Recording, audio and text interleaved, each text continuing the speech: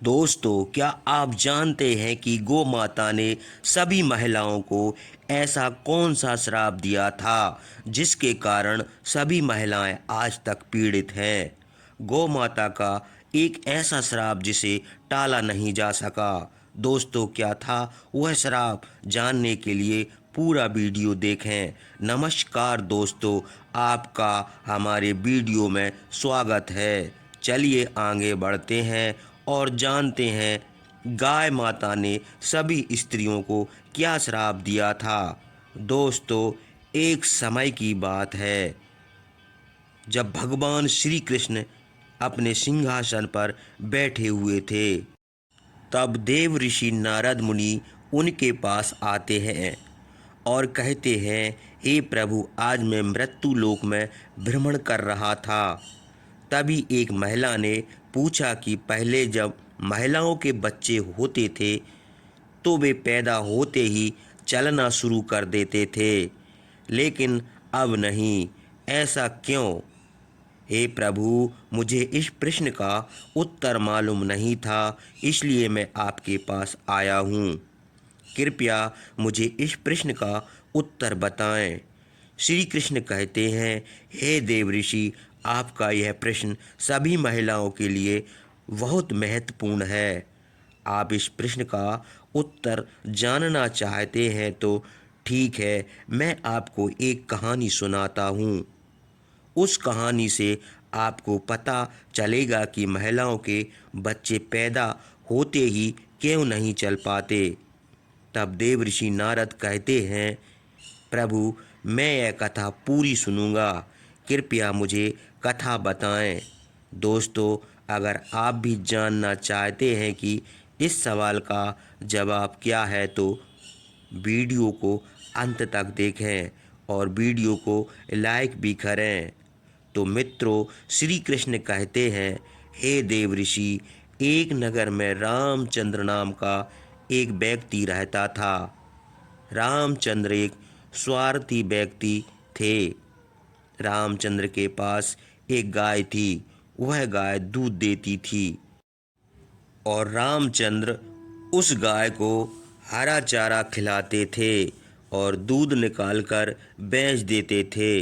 रामचंद्र स्वयं गाय का दूध पीते थे और अपने परिवार के सदस्यों को भी दूध पिलाते थे। रामचंद्र के घर की दिनचर्या गाय के दूध से चलती थी। रामचंद्र का समय इसी प्रकार बीतता गया। कुछ दिनों के बाद एक समय ऐसा आया जब गाय ने रामचंद्र को दूध देना बंद कर दिया।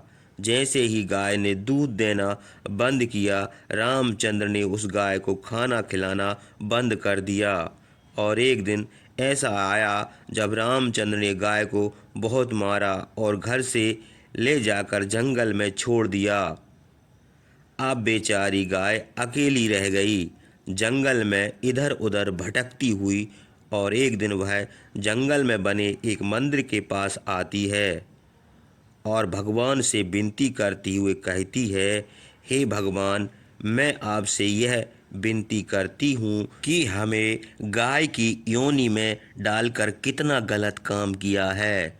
श्री कृष्ण कहते हैं, हे देव ऋषि, वह गाय कहती है, देखिए, आपकी 84 लाख योनियों में जो सर्वश्रेष्ठ योनि है मनुष्य की, उसमें कितने पाप और दुष्कर्म होते हैं।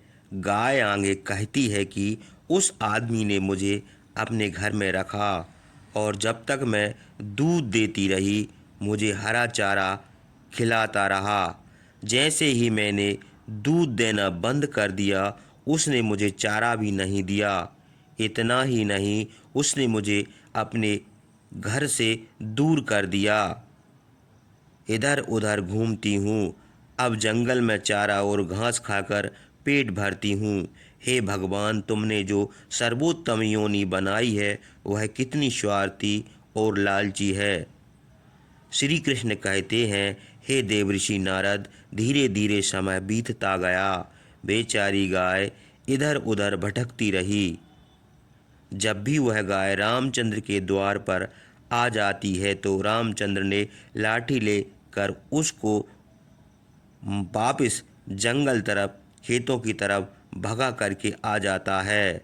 श्री कृष्ण कहते हैं, हे देव ऋषि नारद, धीरे धीरे एक दिन वह गाय गर्भवती हो गई। जब गर्भ 3-4 महीने का हो गया तभी उसी जंगल में एक स्त्री आई। जैसे ही उस महिला ने उस गाय को देखा तो उसने मन में सोचा कि यह गाय गर्भवती है। मैं एक काम करूंगी, इस गाय को पालूंगी। जब यह बछड़े को जन्म देगी तो यह गाय मुझे दूध देने लगेगी। तब मैं इसका दूध खुद पी जाऊंगी और अपने परिवार वालों को भी पिलाऊंगी और उसे बेचूंगी। वह पकड़ने जाती है और अपने पति को बुलाती है। जब तक उसका पति वहाँ आता है, गाय वहाँ से जा चुकी होती है। धीरे धीरे अधिक समय बीतता गया। श्री कृष्ण कहते हैं, देव ऋषि जी, जब उस गाय के प्रसव का समय आया तब वह गाय एक सुनसान जंगल में सुरक्षित स्थान पर गई और एक बछड़े को जन्म दिया। श्री कृष्ण कहते हैं कि हे देव ऋषि, प्रसव के समय कुछ स्त्रियां घास काटने उसी जंगल में गई थीं और जैसे ही उसने दूर से देखा तो गाय ने अपने बच्चे को जन्म दिया। तभी वह औरत उसके पास गई और जब उसने उस गाय को ध्यान से देखा तो बोली, अरे यह तो वही गाय है, इस गाय ने पहले ही बछड़ा दिया है। यह अच्छा है। वो औरत सोचती है कि अब मैं इस गाय को जरूर पकड़कर अपने घर ले जाऊंगी। जैसे ही वह महिला अपने पति को बुलाने के लिए उस गाय के पास जाने लगती है तो गाय उस औरत से कहती है, बहन, आज तुम हम पर एक उपकार करोगी। क्या यह मेरा बच्चा पीछे पड़ा है? तुम इसे उठाओ और मेरी गर्दन के ऊपर डाल दो। मैं अपने बच्चे को लेकर किसी सुरक्षित जगह पर चली जाऊंगी, क्योंकि यह मेरा बच्चा 8 महीने बाद चलने लायक हो जाएगा। 8 महीने बाद अपने पैरों पर चलने लगेगा। श्री कृष्ण कहते हैं, हे देव ऋषि नारद, पहले ऐसा नहीं था। पहले गाय का बछड़ा 8 महीने बाद ही अपने पैरों पर चलने लायक हो जाता था। श्री कृष्ण कहते हैं, देव ऋषि, लेकिन जैसे ही उस औरत ने गाय की बात सुनी तो वह बहुत ज़ोर ज़ोर से हंसने लगी और बोली, तुम्हारा बच्चा तो इतना गंदा है, इतनी गंदगी में पड़ा हुआ है, मैं तुम्हारे बच्चे को उठाकर तुम्हारे कंधे पर क्यों रखूं?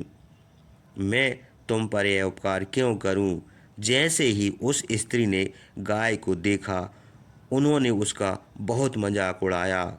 उस समय गाय बेचारी लाचार थी, वह अपने बच्चे को उठा नहीं सकती थी। श्री कृष्ण कहते हैं, हे देव ऋषि, उसी क्षण दुखी होकर गाय ने श्राप दे दिया।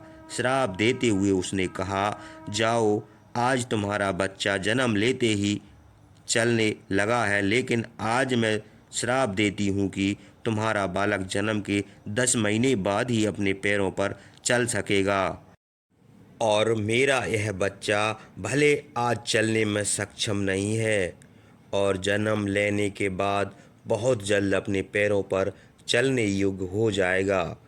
श्री कृष्ण कहते हैं, हे देव ऋषि, इसी शराब के कारण स्त्री का बालक जन्म लेते ही अपने पैरों पर नहीं चल पाता।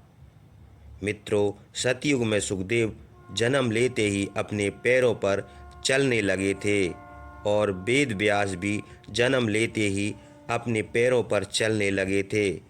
इसका कारण यह है कि गाय ने पूरी स्त्री जाति को श्राप दे दिया था। उस दिन के बाद से महिलाओं के जो भी बच्चे पैदा होते हैं, चलना शुरू कर देते थे, उनका सिलसिला वहीं रुक गया।